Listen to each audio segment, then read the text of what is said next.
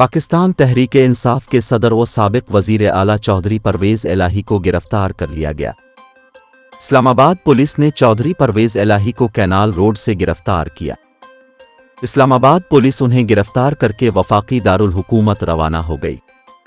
क़ब्ल अज़ीं चौधरी परवेज़ इलाही को रहा करने का हुक्म दिया था। अदालत ने तहरीरी हुक्म में कहा था कि परवेज़ इलाही को नैब कोई अथॉरिटी और एजेंसी गिरफ्तार नहीं करेगी, जबकि परवेज़ इलाही को किसी भी कानून के तहत नज़रबंद भी नहीं किया जाएगा। ज़राए इस्लामाबाद पुलिस के मुताबिक परवेज़ इलाही को 3 MPO के तहत गिरफ्तार किया गया। पुलिस उन्हें इस्लामाबाद मुंतकिल कर रही है।